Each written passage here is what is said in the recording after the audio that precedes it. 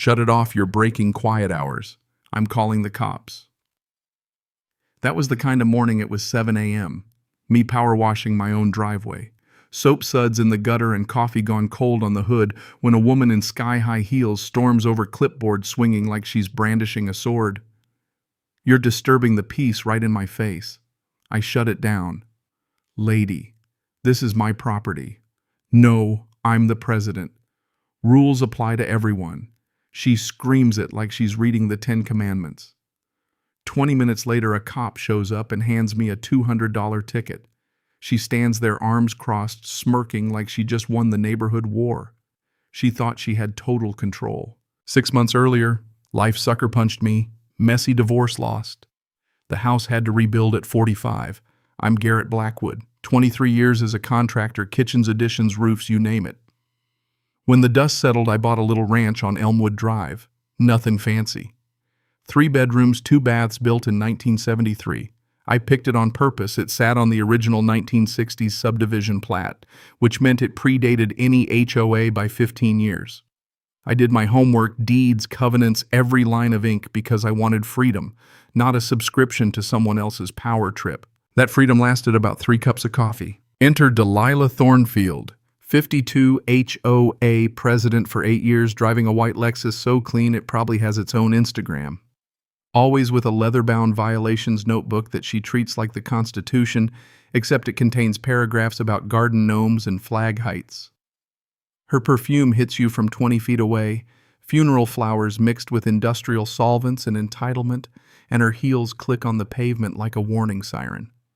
Parents would call their kids inside when they heard it coming. First week, passive-aggressive note tucked under my windshield wiper. Commercial vehicles strictly prohibited, remove immediately, or face penalties. D. Thornfield. My Ford. The truck I'd driven for a decade, battered and honest, told the story of every job I'd done. So I walked over to the manicured colonial across the street.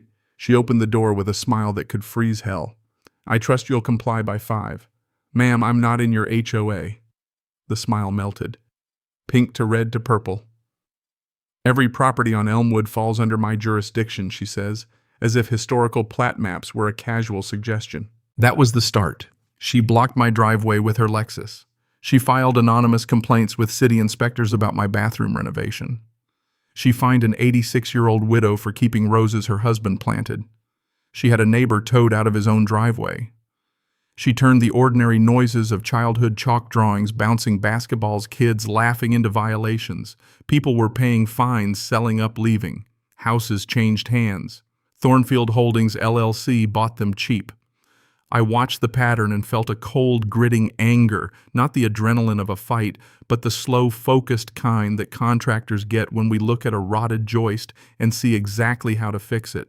Then the universe threw me a curveball and a blessing.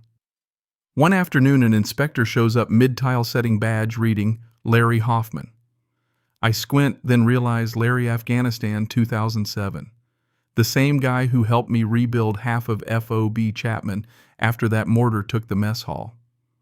20 years later, he's got gray in his beard and a city inspector's clipboard, but he still laughs the same laugh. He checks my permits, my boxes, then tells the person who reported me, waste of time. This guy's cleaner than half the licensed guys I inspect. Larry's the little detour that opens a door. Turns out everyone in this story knew somebody else. The town is small and favors get traded like tools between jobs. So I start documenting. Photos, timestamps, copies of every bogus violation. I stay patient. Patience is a tool. But the pattern kept growing uglier. 8 houses changed hands in 2 years, forced sales, unpaid assessments, families bankrupted. I cross-referenced sale dates with fines and violations, always the same buyer, Thornfield Holdings. Always a shell. Always a leash attached to an escalating campaign of petty harassment. The Hendersons had $2,400 in fines for a birdbath. The Kowalskis $3,100 for their dog barking during a storm.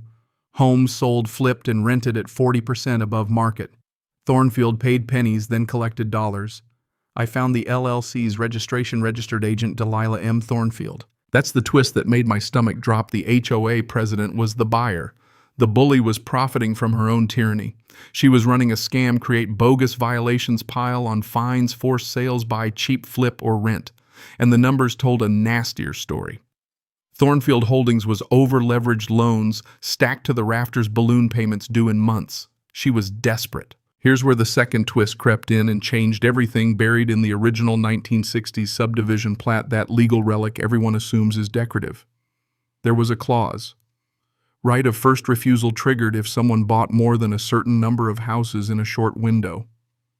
In plain words, bulk purchases above a threshold had to be offered to original plat homeowners at fair market appraisal.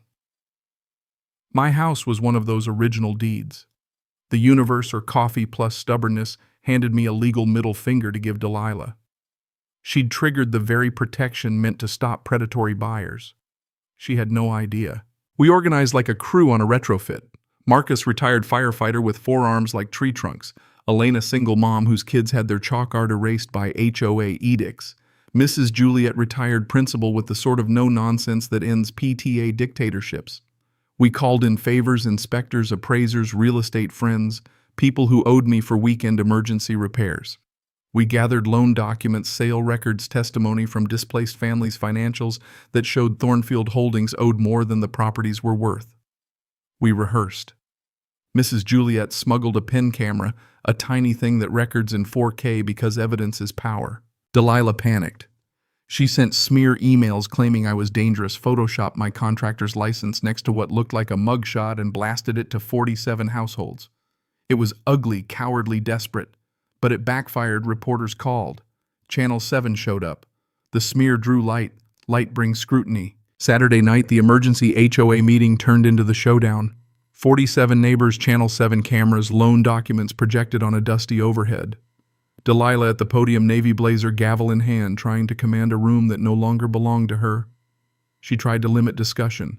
Mrs. Juliet stood and read the law. Marcus pointed out procedural violations.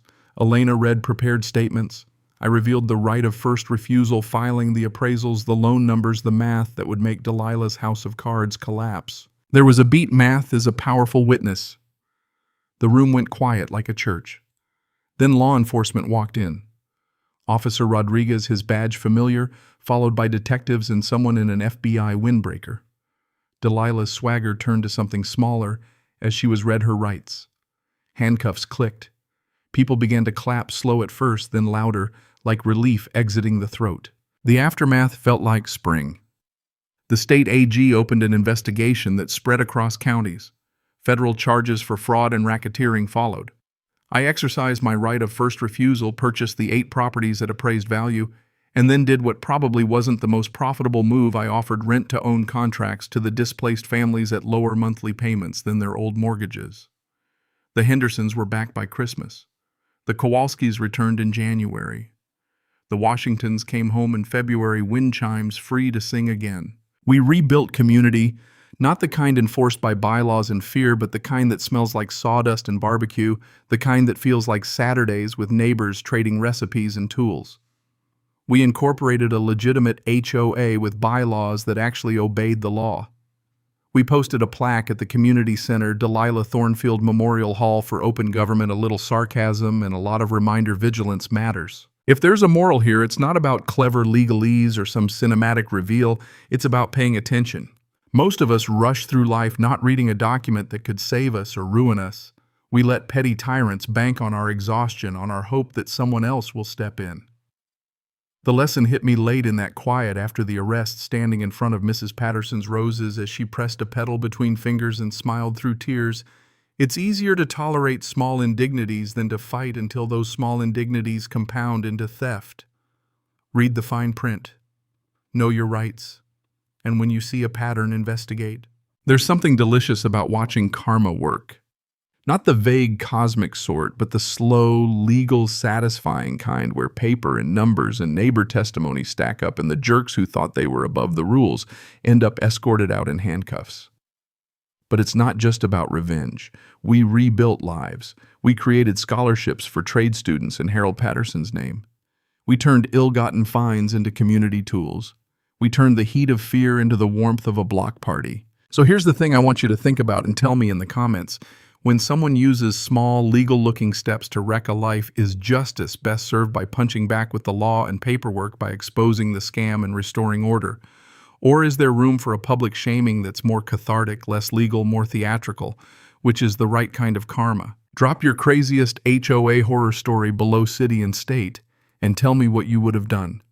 If you've been through something like this, tell us what worked.